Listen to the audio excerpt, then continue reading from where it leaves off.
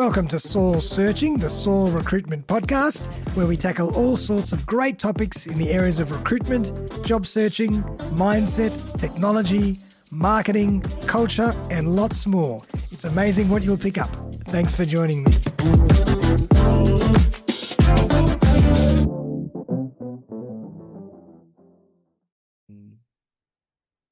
Well, welcome back, everyone. Darren Saul here, your host of Saul Searching, the Saul Recruitment Podcast. Back for another episode. It's episode 59. I have the fabulous Marc Bineham in the house. How are you doing, Marc?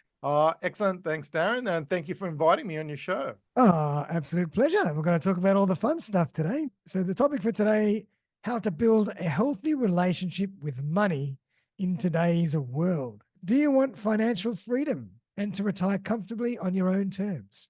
How about in half the time? We all want a life free from financial stress and help when navigating money matters. As one of Australia's most experienced and highly regarded money speakers and an award-winning author of The Money Sandwich, Marc Bineham wants to help you make this dream a reality.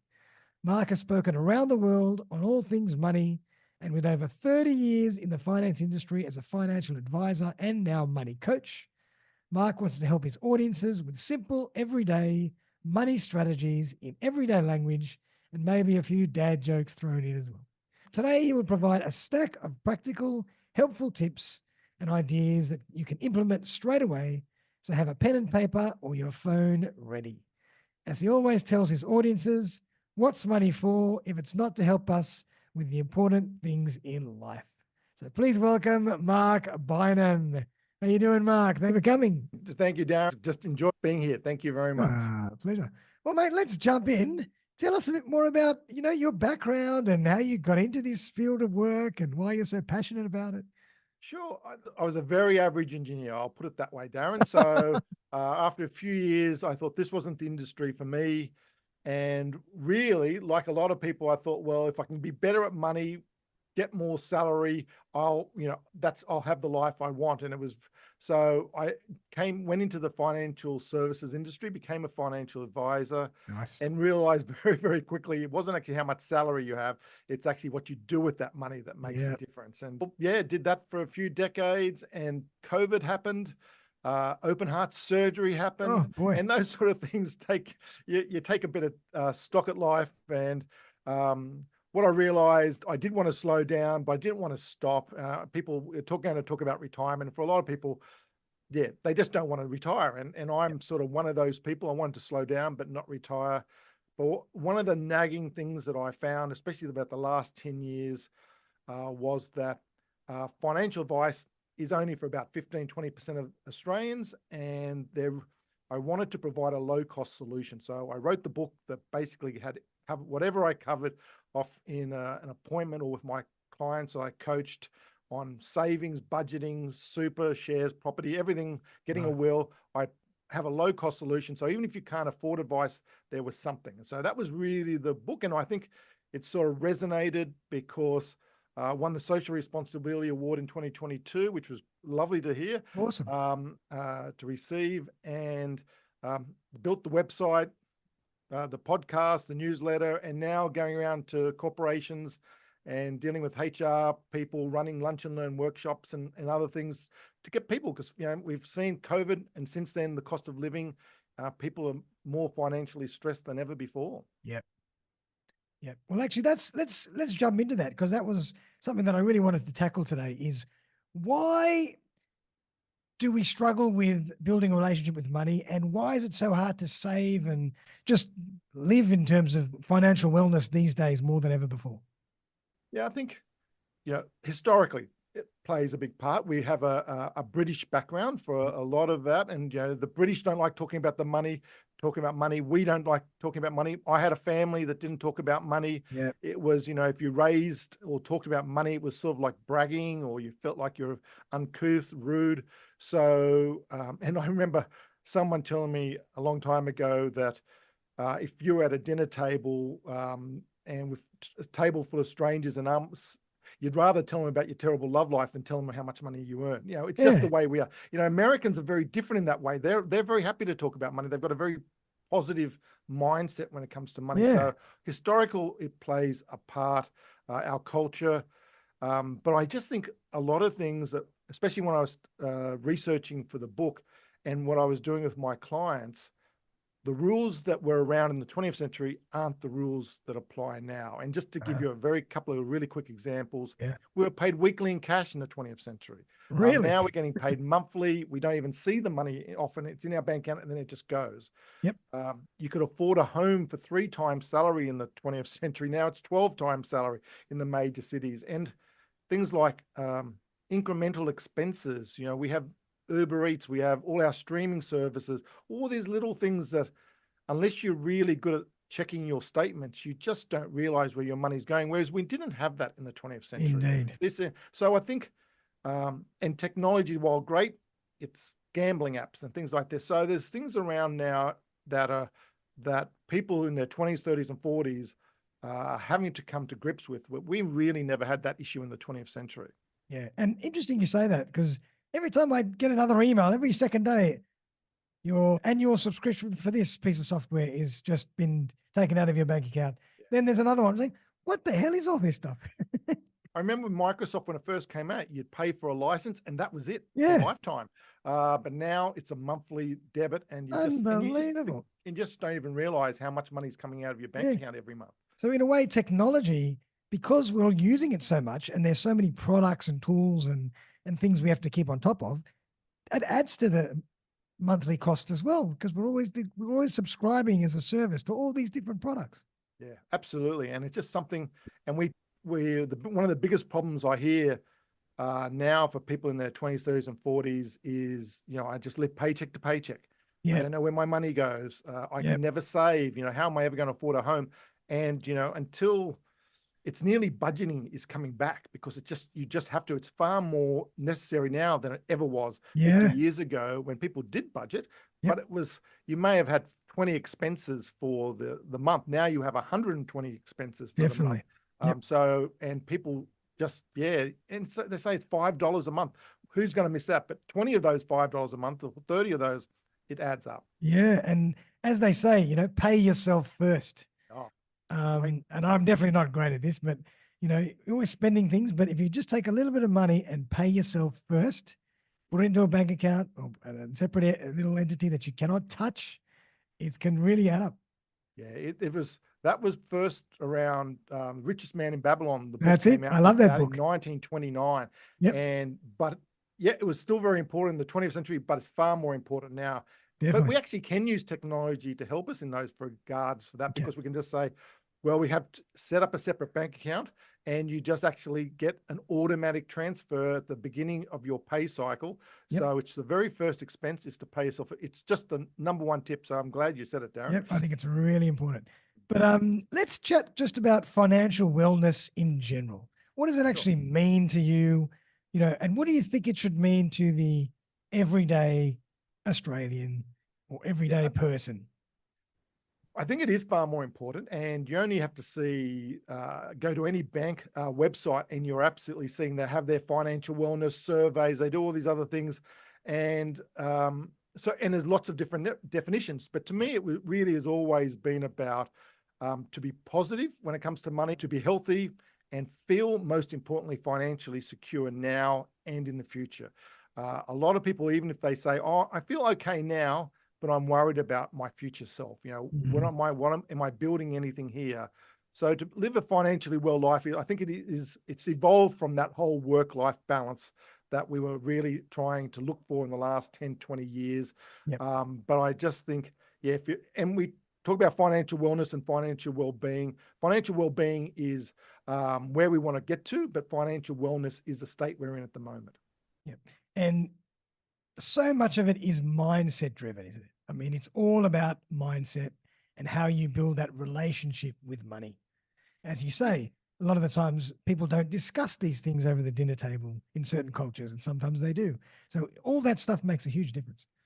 Yeah, I think we're far more aware of mindset now. But if you're talking to someone who's going to talk about stress, they'll talk about mindset. You talk about someone, or if you want to lose weight or get fit, they'll talk about mindset, because for a lot of people, it's not so much if I'm going to lose weight. We all know how to lose weight. We don't need to actually follow a diet to probably know 90% of what we do need to lose weight. But why don't we? It's mindset. So a lot of clients I coach or have coached over the years, when they were saying that, and these are people on really big salaries or really important positions, and they just said, I don't know where my money goes. I'm living paycheck to paycheck. And actually, Dr. Tim Sharp calls it the tyranny of when. And it's just a great, you can look it up on YouTube, or I think he has a TEDx talk.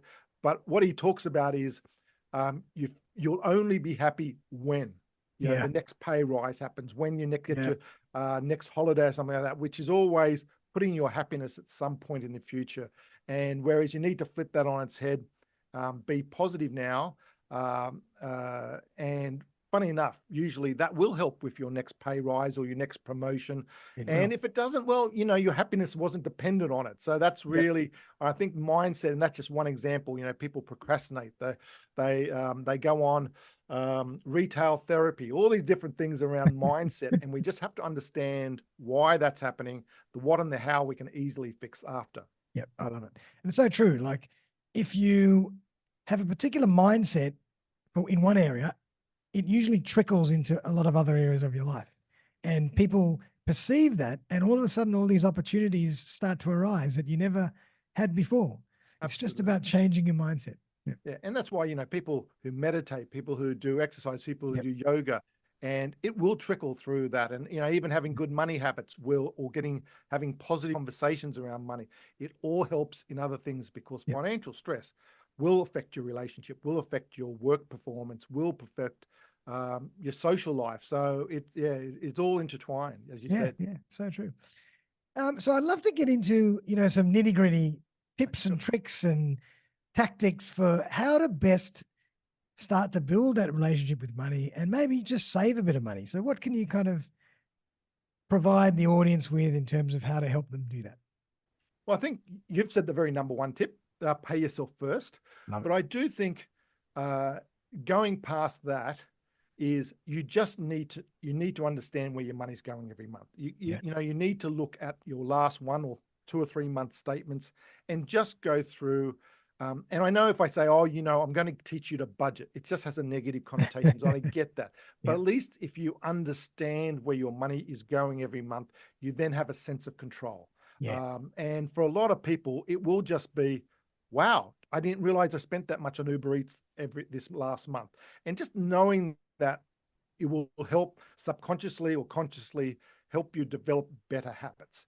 But if you don't know where your money's going, you don't have a chance. And so I think for a lot of people saying, well, I want to save $200 a month, that's fine. But if you don't know where your money's going, you're not going to know where those savings are. And probably the other tip is you do need to have a why.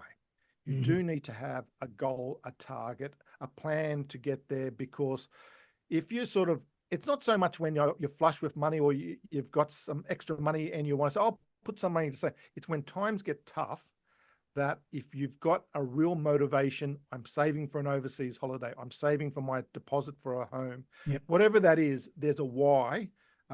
That's going to stop that. Maybe I don't go buy that extra suit or dress or whatever it is with that retail therapy. I will, I need to save. And so when times are tough, even if you've got a real goal that you're aiming for, that will help you. Love it. And also it will motivate you to work as well, because you know what how much you're trying to earn, so you can save, so you can do something with that money. So it's a whole 3-dimensional process.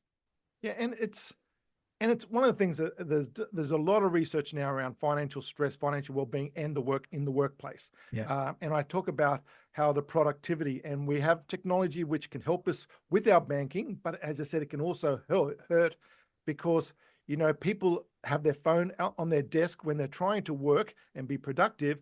And how often does a notification happen?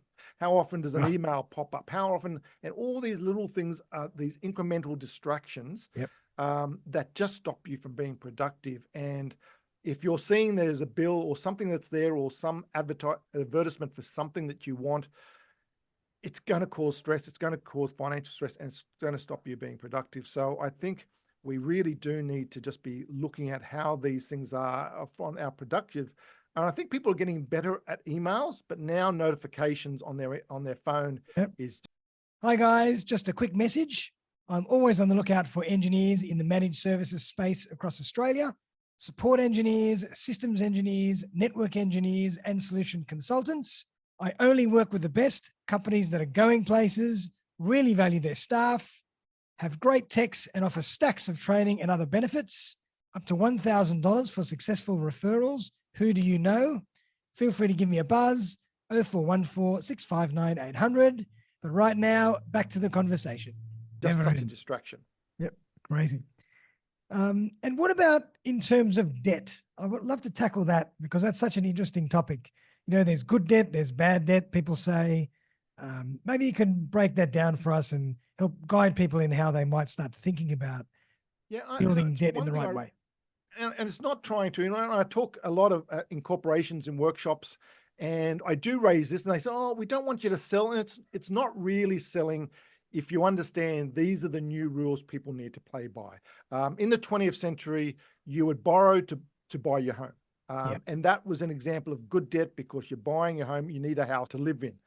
Whereas the way I teach it now, good debt is buying assets that will grow over time, but the real secret ingredient is that they will provide an income over time. And if we do use a property, for example, and you buy an investment property, yes, hopefully if it's good property, it will grow over time, but that income, that the rent that property will provide will pay for the loan. And over time, that loan will eventually get paid off and you'll have this extra income. And that provides that financial security. So there's an example of really good debt, provides income streams. Bad debt is basically everything else. So people say, oh, well, I borrowed money for a car. That's an asset.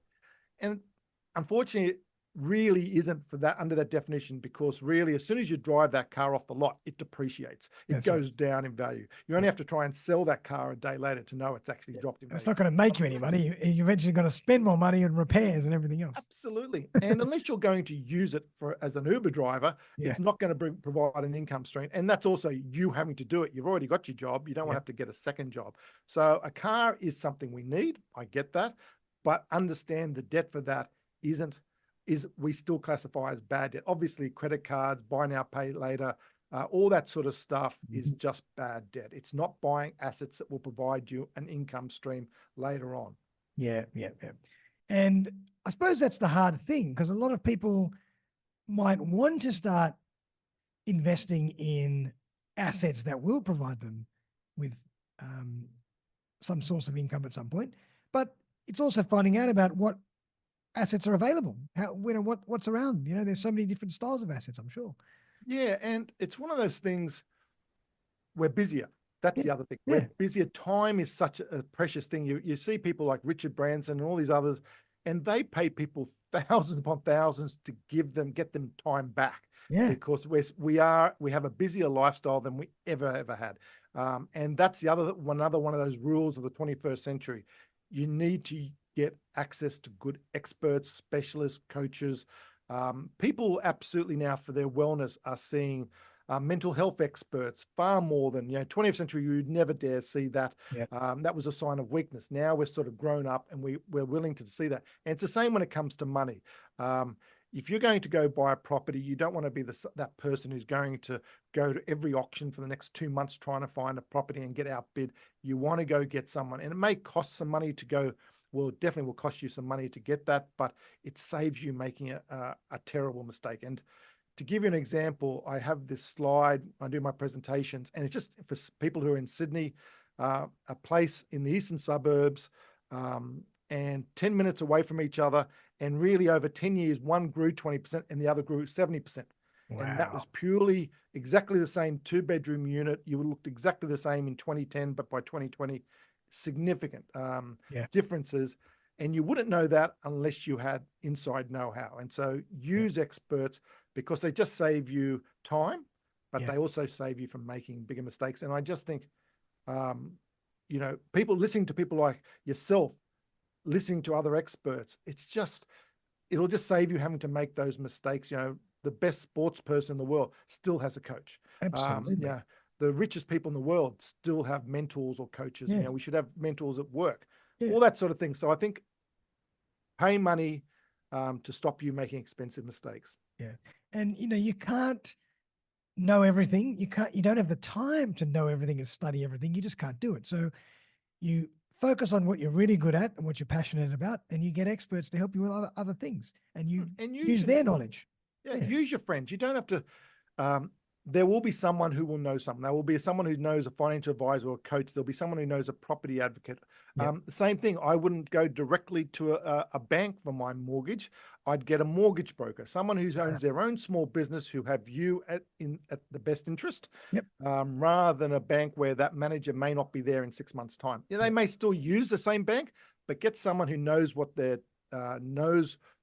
business inside out, and actually have put you first rather than their own products. And what about superannuation? Yes, a topic close to my heart. And Good old super. I talk to people, and I did a podcast in the United States only in the last week, and they don't have anything like this. New Zealand really don't have anything like this. No.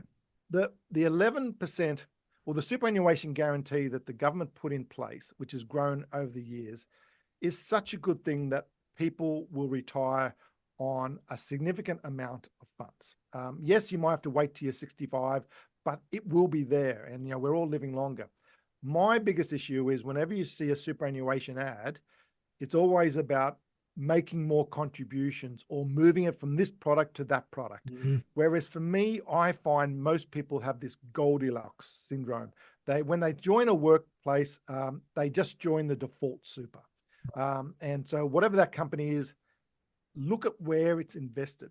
And one of the things you will see, 80% of Australians are either in the balance fund, which I nickname the Goldilocks fund, or a life stage fund, which does something similar. And what it means is balance. It's half growth and half defensive. So half shares and property and half term deposit, cash and bonds. Mm-hmm. Whereas if you can't touch this for 30 years, 20 years, or even when you retire, you're hopefully going to live another 20 or 30 years after retirement.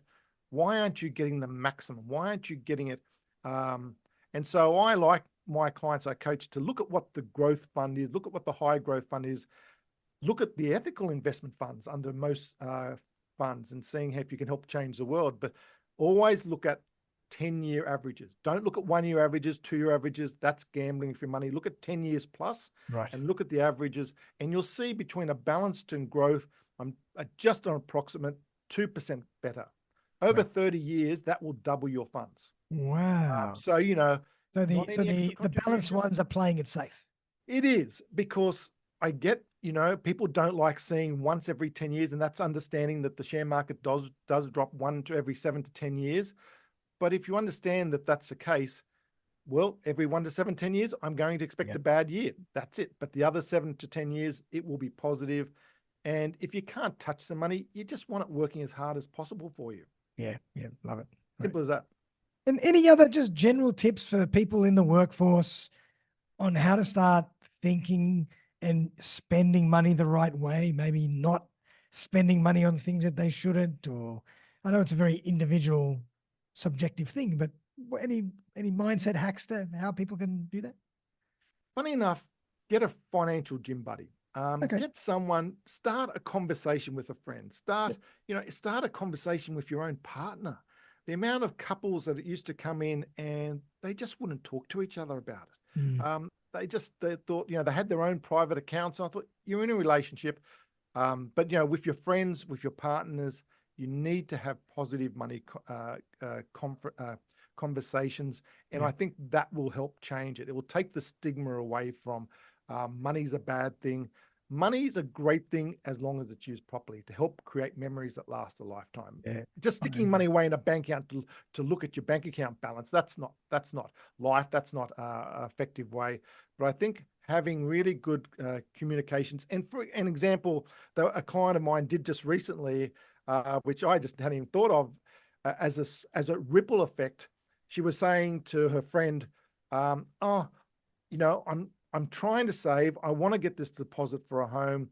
And, we meet up once a week and we go to a nice restaurant and all this. And I don't want to stop that. And the friend said, well, of course, I still want to catch up with you once a week, but we'll just do it from home. We'll cook a meal ourselves. We're That's still right. going to see All each that other. money's going we'll on the do that. But 5-star gourmet restaurant. absolutely. And you save that couple of $100 a month, a week, just there and that. And Yep. she just had that open conversation with a friend. And of course, a friend didn't mind and said, well, I'll be able to save money too. And I just think there has that ripple effect that people aren't going to look badly on you just because you want to talk about money, as long as you're not bragging about it. And I think if you can get that as a positive mindset to start these conversations, I think will go a long way to helping reducing financial stress. It's so true. And like the Richard Bransons and the Donald Trumps of the world, they have in their circle of influence all those people that love to talk about money. They love to sit down and talk about money. You find the people that do want to talk about those topics and you learn from each other and you grow.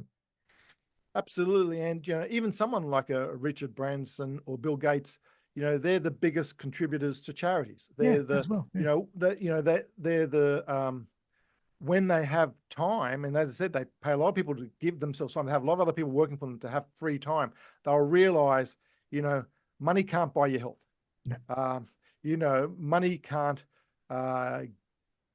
just straight out give you time back. So if you've wasted that working in a job where, you're not getting to see your family. So money can be great as a tool, but used properly. Because, So true. I love it. Well, I'd love to talk a bit more about your book and your podcast, Mark. So tell us a bit more about that. Sure. Well, the book was really, as I said, I wanted a low-cost solution to help people who couldn't afford advice, and even to break down barriers. Because if you do the taxi test, you're sitting in a taxi, and they ask you, well, what do you do? And you say, oh, I'm a financial advisor. The first thing that most comes out of their mouth is, well, I suppose I see you when I win the lotto. Whereas no. A lot of times what financial advisors or money coaches can do is they help you first understand your money mindset, what your money personality is. Because it's easy to teach you to save once you actually can basically get your head right around these things. So that's what the book was, to sort of be an in-between. Yes, it covers a lot of topics, but it also shows that I have better things to do with my time than having to do this. I will go get someone to help me with this, set up a plan and keep me accountable. But it's a good start. So that's what I wanted to do. And that really has seemed to resonate. It's called the money sandwich because of intergenerational. Another 21st century phenomena that really wasn't, in the 20th century, once you left school, you left home. Simple as that. 16 to 18, you left home. Wow. And elderly parents really didn't get past the age of 65. The government set up the pension at 65 when the average life expectancy was 58. So it shows you now that life expectancy is into their 80s, we're living longer. So it's great that we can spend more time. People of my age in their 50s and 60s can spend time with their elderly parents, but it just brings their own issue, aged care, all these other things that we've never had to deal with until now. And the same thing with our adult children. They're not leaving home. They're not living home, Darren. So, we don't become empty nesters until they've at least finished university, or sometimes even once they've started a job and they've saved enough for a deposit for their own property. That's right. So the parents are letting them stay at home to help save. So all these things are different dynamics, and people in their 50s and 60s are still sort of saying, well, we've also got to worry about our own retirement. Well, what's that going to look like? So I wrote it that I couldn't just say about to a 50 or 60-year-old, here's how to fix your money issues, without also looking at intergenerational, because with the boomers passing away over the next 20 years, it's going to be the greatest wealth transfer that our country or the Western world has ever seen. And a lot of parents are worried about, are their children actually prepared for it? So the book covers a lot of those things. And the podcast talks to just people on all sorts of things, on sports psychology, but always try and bring back to how can it help you get better with your money habits. Love it. Love it. And obviously for all the viewers out there, I can see the book there just to the left of Mark. It's on the shelf, the money sandwich. I love it. Is that in audiobook form as well, or just? It is. Oh, good. You can buy it as an ebook. You can buy it as a funny story with that. I found a Australian living in Canada who could absolutely record it in just this very likable voice. So I could Wow. not do it in my own voice. I just couldn't. But I found this guy, and it's great. So yep, it's in an ebook form. Excellent. It's in an ebook. It's in audio, and absolutely you can buy a hard book if you want. Excellent. Because I'm a terrible reader, but I love listening to audiobooks. Yes. So there you go. And the podcast, do you drop an episode every month, every week? Probably, yeah. It's about every month now. Yeah. It just and it's a bite from the money sandwich. It's on all the platforms, and it's just great talking to people. And it started out was that I'd get someone saying, "Oh, I need to update my will. What should I do?" And I'd repeat this conversation. Yes. I just said, well, if I've got a God. podcast with an estate planning lawyer, Yeah. she'll tell you exactly what you need to do. And I can just say, yep, just listen to this podcast. But Yep. it just moved on from there. And Fantastic. just talking to anyone and everyone on all sorts of topics. So yeah, That's great. No, it's a love lot it. of fun. I'll check that out. Absolutely.